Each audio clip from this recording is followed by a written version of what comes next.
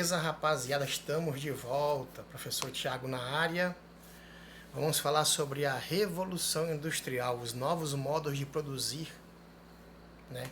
Como que as pessoas começaram a produzir diferente a partir de 1800. A Inglaterra tornou-se o país pioneiro da Revolução Industrial. Ela nasceu na Inglaterra por N motivos, né? Acúmulo de capital, por serem grandes navegadores, por ter várias conquistas em diversos territórios, por ter parceiros econômicos que dependiam deles. Aqui nós temos uma imagem, logo aqui embaixo, você pode ver aqui, ó, é o Spinning Jenny, uma das primeiras máquinas inventadas movidas a vapor. Era uma espécie de um tear movido a vapor. O tear é uma máquina que fabrica tecidos, onde a pessoa coloca várias linhas cruzadas uma na outra e aí, no próprio mover da máquina, na movimentação, elas vão se compactando e fechando-se, formando ali o tecido, ok? Está dizendo aqui, ó, na Idade Média, a produção das coisas era necessário à vida dos europeus, controlada por camponeses e artesãos. Estes trabalhavam isoladamente, faziam um produto do início ao fim e detinham seus instrumentos de trabalho. Com o renascimento do comércio da cidade, os artesãos das cidades organizaram-se em produções nas suas manufaturas. Lá ainda produziam seus produtos, mas todos no mesmo lugar, apoiando-se e fiscalizando-se mutuamente, formando corporações de ofício. O investimento em ideias inovadoras para baratear o custo da produção era visto com maus olhos, pois seria concorrência desleal com os outros artesãos. Na Inglaterra, entretanto, alguns inventores começaram a construir ferramentas cada vez mais complexas para acelerar o processo das manufaturas. O primeiro foi o James Watt. O James Watt foi o cara que inventou o motor a vapor. Vamos aqui ver na página de número 23 o primeiro protótipo do motor a vapor. O motor a vapor era movido a vapor da água. A água era cozida, fervida e o vapor passava por pequenas encanações até chegar numa câmara, num local onde esse vapor impulsionaria uma roda. E aí ele conseguiu dar a ideia do motor a vapor. Onde que ele conseguiu ter essa ideia? Alguns até brincam na aula com os alunos dizendo que essa ideia surgiu quando ele olhou a mãe dele cozinhando, fazendo um chá. Tem tudo a ver, né, gente? O chá, quando ele está esquentando, ele mexe a tampa da panela, ok? Aí tá aí o protótipo do motor a vapor. E tem a primeira pergunta, né? Escolha um produto do seu dia a dia. Eu vou escolher aqui, por exemplo, um produto do meu dia a dia, uma comida enlatada. Qual é a matéria-prima utilizada para a produção desse produto? Uma salsicha, por exemplo. Como ela é adquirida? Adquirida da carne que é retirada dos animais e ali é processada e vira uma salsicha. O produto escolhido tem produção doméstica, artesanal, industrial. Qual o impacto desse tipo de produção? Ele tem sim. A salsicha tem salsicha que é feita em casa, salsicha industrial.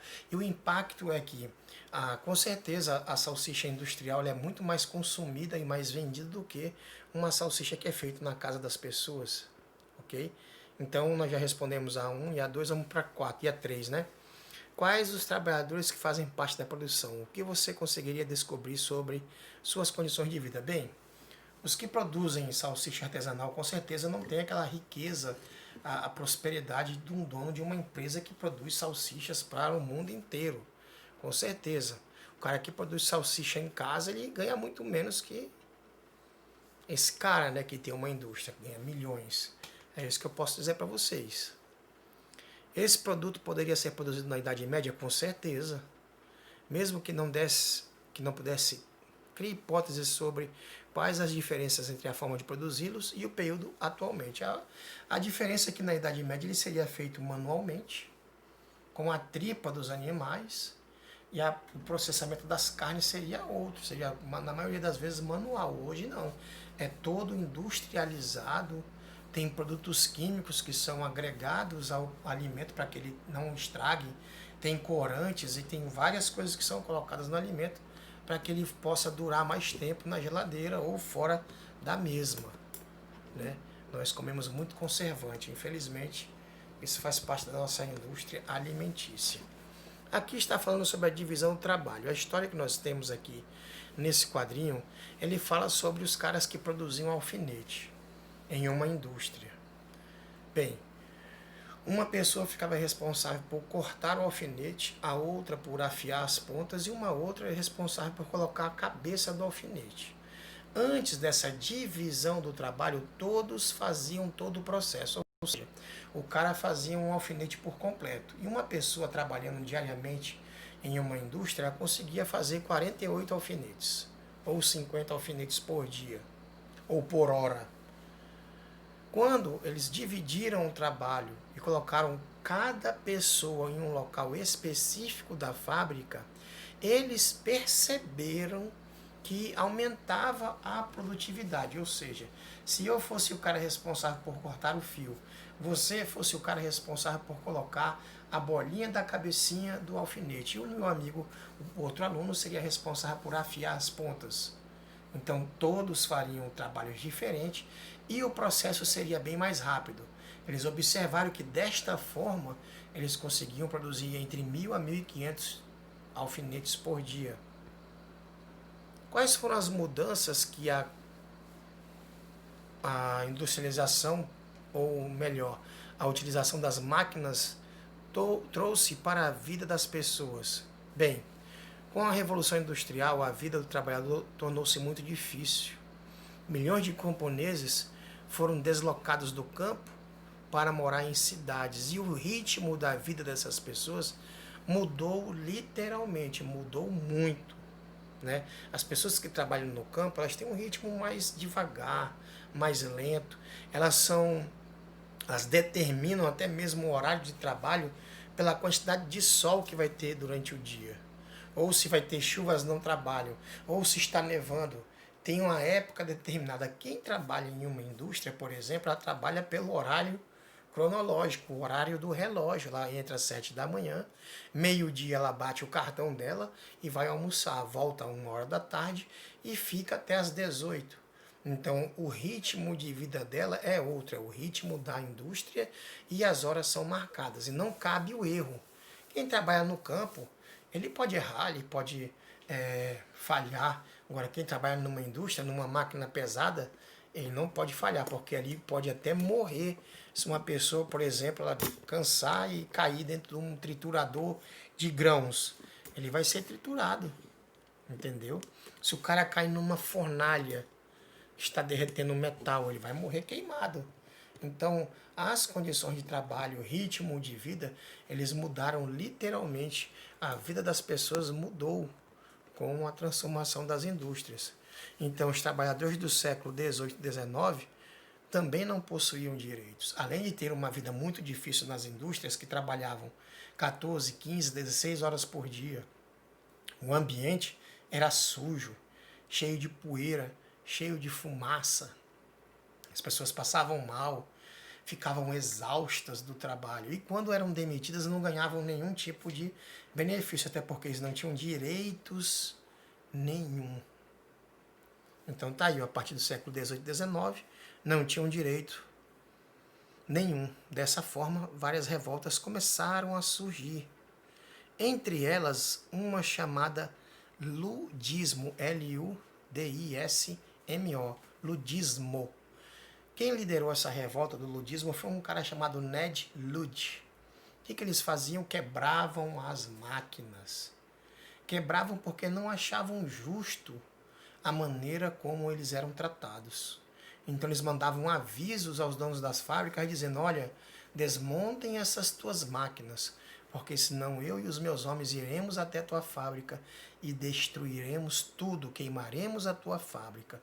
E por muitos anos ele fez isso, ele queimou fábricas, quebrou máquinas, porque as máquinas, quando foram introduzidas nas fábricas, elas geraram um grande número de desempregados nas fábricas, ok? Por isso surgiu um movimento chamado ludismo. Bem, todo esse processo teve início na Inglaterra, principalmente com a produção de tecidos. A indústria têxtil produzia matéria-prima e mão de obra disponível em abundância. Após ocorrer o que os historiadores chamam de cercamento, nesse processo os nobres cercaram as terras e passaram a criar ovelhas nelas. Desempregados e sem terra, os camponeses migraram para as cidades, até porque as terras eram coletivas. Então o governo resolveu cercar as terras e vender para os nobres. E aí, meu irmão, o coitado do pobre que não tinha condição perdeu tudo e foi para a cidade atrás de emprego. Bem, claro que aumentou a produção de ovelha, a produção de lã, cresceu muito e aí eles aproveitaram isso para investir nas indústrias. A produção se desenvolvia cada vez mais, pois as fábricas inglesas conseguiam lã necessária, possuíam mão de obra abundante nas cidades e contavam com reservas de carvão e ferro. No entanto, a nada adiantava ter os recursos à disposição se a vontade política não estivesse alinhada aos novos preceitos industriais. Enquanto outras nações viviam o auge do antigo regime, a Inglaterra havia passado por um conturbado momento político, que nós estudamos no capítulo passado, que foram as revoluções inglesas, né? E possuía um parlamento que levava em consideração a vontade da burguesia inglesa, permitindo mais autonomia e destaque a novas atividades industriais. O desenvolvimento da industrialização acabou influenciando também o modo como as pessoas, como as coisas eram transportadas. Graças ao motor, eles conseguiram desenvolver o trem. O trem foi importante para muita coisa, para interligar cidades, para poder levar as produções de locais distantes até o porto para ser vendida em outros países no mundo inteiro. Além do trem, eles inventaram o barco a vapor. Eles inventaram diversos meios de transporte através da construção de meios de transporte movidos a vapor. As ferrovias, claro, e os navios foram os principais meios de transporte que foram desenvolvidos nesse período. Bem, o transporte a vapor, ele ajudava a levar pessoas, viajar para países, e também não só pessoas, mas também levar os alimentos. Isso dinamizou muito a mobilidade das pessoas e dinamizou também o comércio. Ficou mais fácil, porque antes era tudo a cavalo. Para poder vender seus produtos, as pessoas tinham que ir a cavalo. Ok? E ainda no século XVIII, a industrialização na Inglaterra intensificou-se e o seu elo econômico cresceu ainda mais e eles aproveitaram essa grana que eles começaram a adquirir para comprar produtos, matérias-primas em várias partes do mundo, inclusive na América do Norte, na Índia e na África. E também começaram a impor o seu imperialismo em vários países. Como a Inglaterra era um país muito forte, ela tinha o poder de impor, de tomar territórios só para ter matéria-prima para a sua indústria, ok?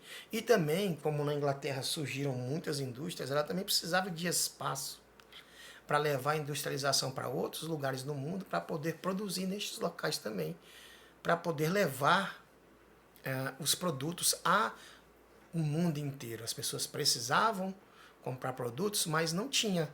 O que eles tinham que fazer?